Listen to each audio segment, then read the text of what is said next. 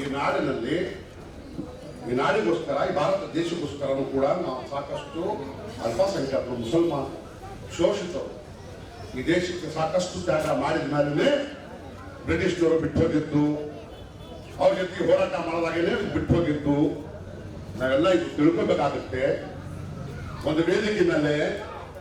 ಒಂದು ವೇದಿಕೆ ಸಜ್ಜಾದಾಗ ನಾವು ಕುಲುಂಕುಷವಾಗಿ ಆದಷ್ಟು ತಿಳುವಳಿಕೆ ಹೇಳುವಂಥದ್ದು, ತಿಳ್ಕೊಳ್ಳುವಂಥದ್ದು ಮಾತುಗಳು ಹೇಳುವಂತ ಅನಿವಾರ್ಯತೆ ಹೇಳಲೇಬೇಕು. ಮನುಷ್ಯನ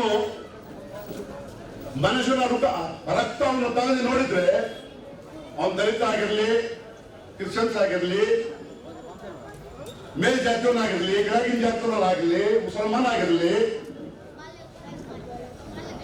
ಆ ರಕ್ತ ಒಂದೇ.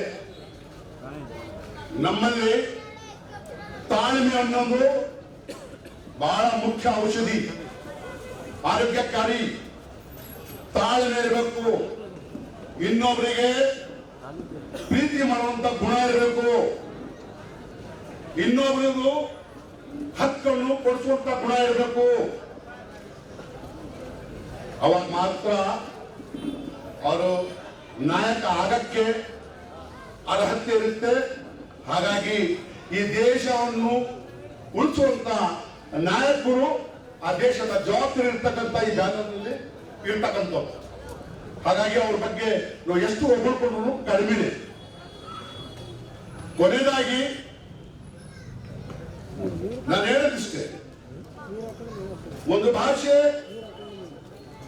ಆ ಪರಮಾತ್ಮ ಸೃಷ್ಟಿ ಮಾಡಿದಾಗ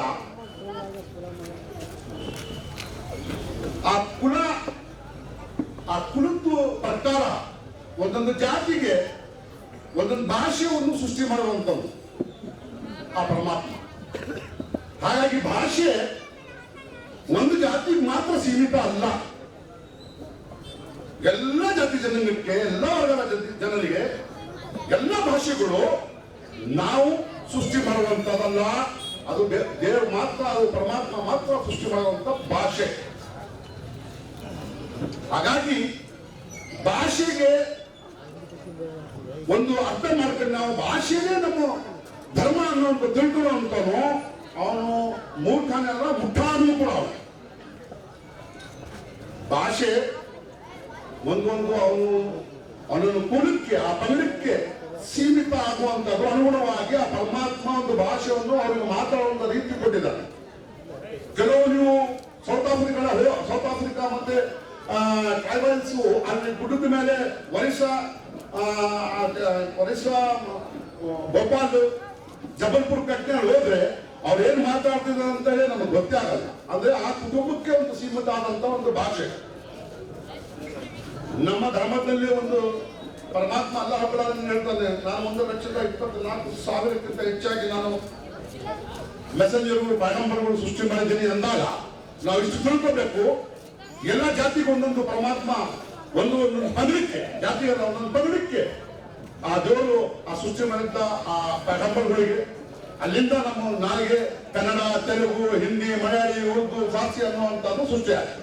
ಹಾಗಾಗಿ ನಾವು ಜಾತಿ ಭಾಷೆ ಮೇಲೆ ಯುದ್ಧ ಮಾಡಕ್ ಬೇಡ, ಭಾಷೆ ಮೇಲೆ ಮಾತಾಡೋದ್ ಬೇಡ. ಭಾಷೆ ಎಲ್ಲರೂ ಮೆಚ್ಚುವಂಥದ್ದು. ಭಾಷೆ ಒಂದು ವಸ್ತುದು, ಒಂದು ಅಂಗ, ಮನುಷ್ಯನ ಒಂದು ಅಂಗ. ಹಾಗಾಗಿ ನನಗೆ ಸಾಕು, ನಾನು ಇವತ್ತು ಏನು ಮಾತಾಡಿ ನಾನು ತಿಳ್ಕೊಂಡಿನೋ ಅಥವಾ ತಿಳಿಸಿದ್ದೀನೋ, ನಿಮಗೇನೋ ನನ್ನ ಮಾತಿಂದ ಒಂದು ಮಾತೇನ ತಿಳ್ಕೊಂಡ್ರೆ ಅದಕ್ಕೆ ಮುಂದೆ ಒಲಿಸ್ಬೇಕು ಅನ್ನೋದು ನಾನು ಬೇಡ್ಕೊಂಡು ಈ ಮಾತನ್ನು ನನಗೆ ಮಾತಾಡುವಂತ ಈ ವೇದಿಕೆ ಮೇಲೆ ಇರ್ತಕ್ಕಂಥ ಎಲ್ಲರೂ ನನಗೆ ಅವಕಾಶ ಮಾಡಿಕೊಟ್ಟಿರುವಂತ ಎಲ್ಲ ಗಣ್ಯರಿಗೆ, ಹಿರಿಯರಿಗೆ, ಮತ್ತೆ ಮುಂಗಡೆ ಇರ್ತಕ್ಕಂಥ ಯುವಕರಿಗೆಲ್ಲರಿಗೆ ವಂದಿಸಿ ನಾನು ಕೊನೆಯದಾಗಿ ಕರ್ನಾಟಕದ ಜಯ ಅನ್ನುವಂಥ ಮುಖಾಂತರ ನನ್ನ ಮಾತನ್ನು ಮುಗಿಸ್ತಿದ್ದೇನೆ. ಕರ್ನಾಟಕ ಕಿ ಜಯ.